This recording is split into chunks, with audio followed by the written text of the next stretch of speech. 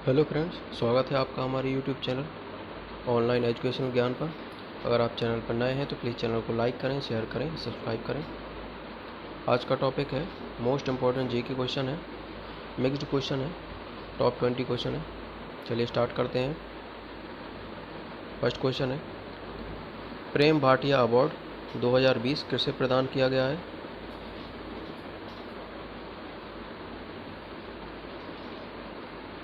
तो इसका right answer है ऑप्शन ए, दीपंकर घोष को प्रेम भाटिया अवार्ड 2020 प्रदान किया गया है। अजय त्यागी प्रेजेंट में सेबी के अध्यक्ष हैं। प्रदीप कुमार जोशी जी को अभी यूपीएससी का अध्यक्ष बनाया गया है, संघ लोक सेवा आयोग का अध्यक्ष बनाया गया है। विश्व जैव ईंधन दिवस प्रतिवर्ष किस दिन मनाया जाता है?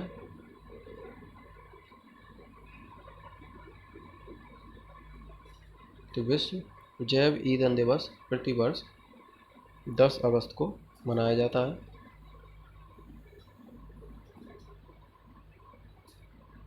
विश्व आदिवासी दिवस कब मनाया जाता है?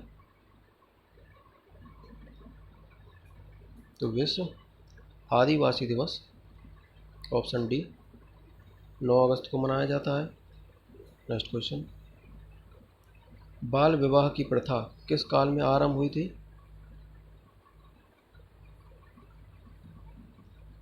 इसका राइट आंसर है ऑप्शन डी गुप्त काल में।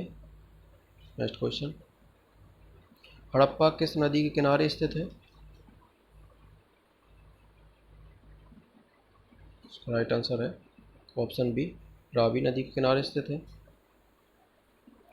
मौर्य साम्राज्य में प्रचलित मुद्रा का नाम क्या था? इसका राइट आंसर है ऑप्शन सी पण। तमिल का गौरव ग्रंथ जीवक चिंतामणि किससे संबंधित है? इसका राइट आंसर है ऑप्शन डी जैन धर्म से संबंधित है जीवक चिंतामणि। कनिष्क के राजवैद्य थे, कनिष्क के राजवैद्य कौन थे?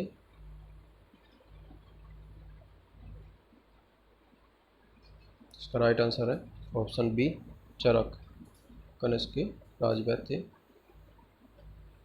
निम्न में से कौन भारत में रबी की फसल नहीं है?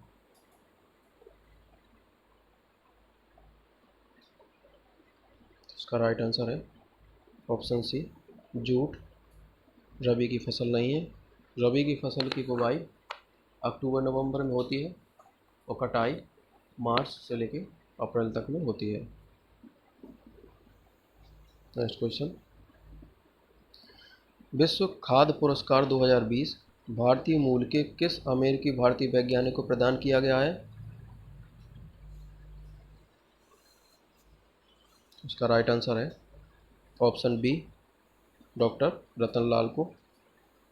नेक्स्ट क्वेश्चन, किस लड़ाई ने मोहम्मद गौरी के लिए दिल्ली क्षेत्र खोल दिया था? इसका राइट आंसर है तराइन की दूसरी लड़ाई में मोहम्मद गौरी के लिए दिल्ली क्षेत्र खुल गया था। तराइन की दूसरी लड़ाई 1192 में हुई थी, जिसमें मोहम्मद गौरी ने पृथ्वीराज चौहान को हरा दिया था। तराइन की पहली लड़ाई 1191 में हुई थी, जिसमें पृथ्वीराज चौहान ने मोहम्मद गौरी को हराया था। नेक्स्ट क्वेश्चन,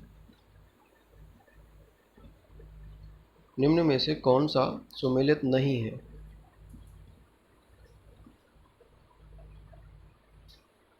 बाणसागर परियोजना सोन नदी पे सही है। निम्मो बागजो परियोजना सिंधु नदी पे सही है। तुलबुल परियोजना कृष्णा नदी पर, ये गलत है। बगलिहार परियोजना चेनाब नदी पर है। इसका right answer option C Tulbul परियोजना झेलम नदी पर है।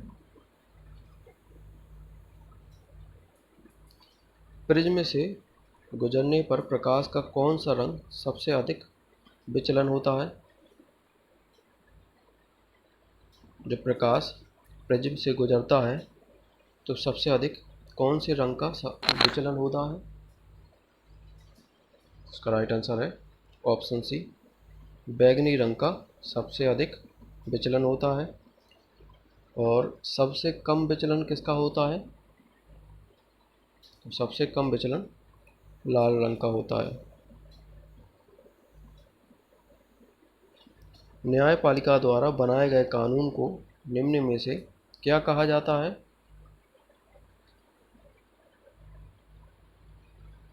न्यायपालिका द्वारा बनाए गए कानून को निर्णय विधि कहा जाता है। एक ही तापमान वाले स्थानों को जोड़ने वाली काल्पनिक रेखाएं क्या कहलाती हैं? इसका राइट आंसर है ऑप्शन डी, आइसोथर्म कहलाती है। समान वायु दाब वाली आइसोबार कहलाती है। नेक्स्ट क्वेश्चन,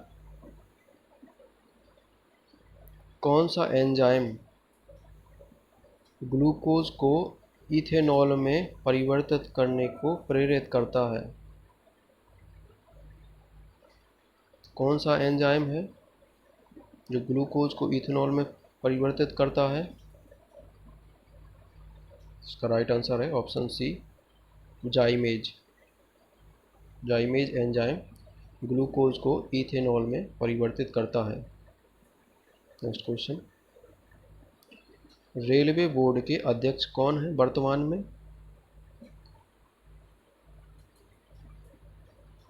इसका राइट आंसर है option C, Vinod Kumar Yadav railway board के वर्तमान अध्यक्ष हैं।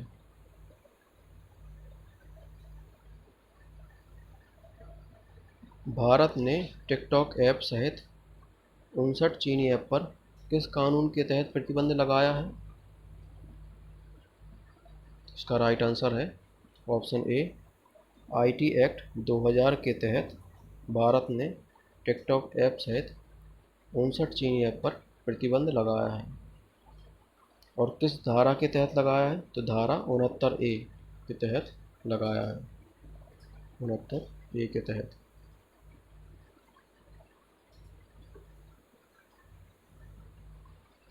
किसने इंग्लैंड में 1887 में भारतीय सुधार समिति की स्थापना की थी?